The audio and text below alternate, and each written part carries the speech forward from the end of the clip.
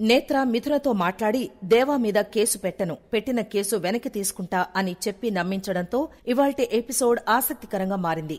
Aditya police స్టేషన్కొస్తాడు. దేవాని కలిసి నువ్వేం టెన్షన్ పడకు, నీ పని అయిపోయినట్లే అనంటాడు. దేవా షాక్ అయితే నీ బెయిల్ పని అయిపోయినట్లే, నేను బయటికి తీసుకొస్తా, ఇక నుంచి నా ఫోకస్ నీ మీదే. ఎస్ఐ గారు, మీరు తన్ని బయట ఎందుకు కూర్చోపెట్టారు? తనెవరో తెలుసా? నా మనిషి తను. నా మనిషిని బయట కూర్చోపెడతారా? మీ మీద ప్రైవేట్ గా కేసు పెట్టి మిమ్మల్ని కోర్టు మెట్లు ఎక్కించకపోతే అడగండి అనంటాడు.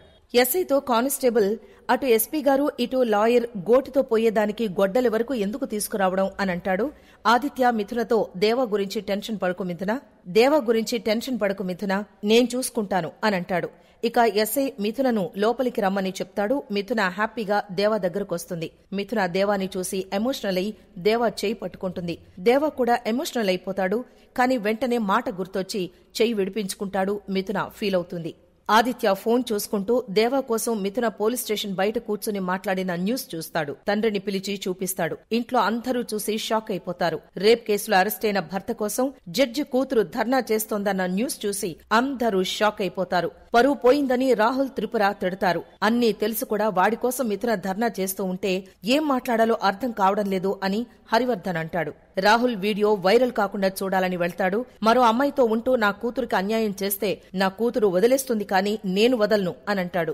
ఎస్ఐ దేవా వినేలా, ఇంత అందమైన భార్య ఉంటే నేను నరకానికైనా పోతా, వీడు మాత్రం ఎదురింటికి వెళ్లాడు, బొత్తిగా సౌందర్య పోషణ తెలియదు వీడికి అని అనగానే దేవా ఆవేశం కోపం కట్టలు తెంచుకుని చెయ్యి గట్టిగా డోర్ కి కొడతాడు. దేవా చేతి నుంచి రక్తం రావడంతో మిథున చాలా కంగారు పడి లాక్ ఓపెన్ చేయమని అంటుంది. మిథున లోపలికి వెళ్లి దేవాకి కట్టుకడుతుంది. దేవా మిథునను వెళ్లిపోమని అంటే మిథున తినమని అంటుంది. దేవా వద్దు అంటూ మొండికేస్తే బలవంతంగా తినిపిస్తుంది. దేవాతో మిథున, నువ్వెలాంటి తప్పు చేయలేదని నాకు తెలుసు, నేను నేత్రతో మాట్లాడతా, తను కేసు వెనక్కి తీసుకునేలా చేస్తా అనంటుంది. ఆ మాటలు విన్న ఆదిత్య, నేత్రతో మాట్లాడి వాడిని బయటికి తీసుకొస్తావా? వాడిని నీకు శాశ్వతంగా దూరం చేయాలనే ఇదంతా చేశా. మిథున, నీకు ఊహించని షాక్ ఇస్తా చూడు అని నేత్రకి కాల్ చేస్తాడు.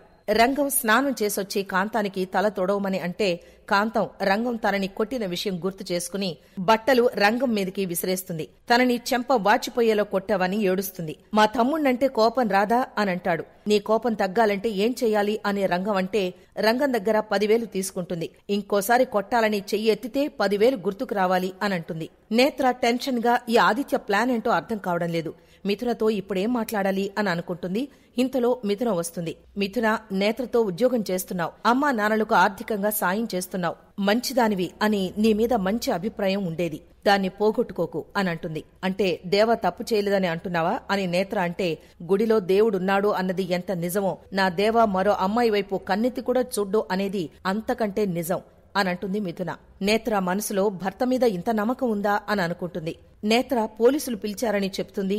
దేవా మంచోడే కాదనను, కాని ఆ రోజు తాగిన మత్తులో నా మీదకొచ్చుంటాడు అనంటుంది నేత్ర. దేవా ఏం చేశాడో నేనడిగానా? నువ్వు చెప్పాలనుకున్నది చెప్పు అనంటుంది.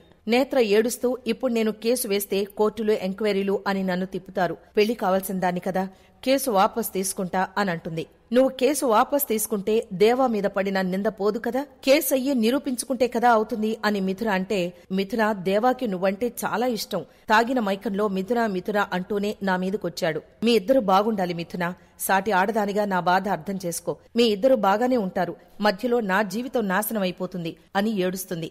ఎస్ఐకి దేవా మీద పర్సనల్ గ్రజ్ ఉంది, అందుకే నన్ను ఎఫ్ఐఆర్ రాయమని అంటున్నాడు, నువ్వు నాకు అండగా ఉండాలని కోరుతున్నాను అని అంటుంది.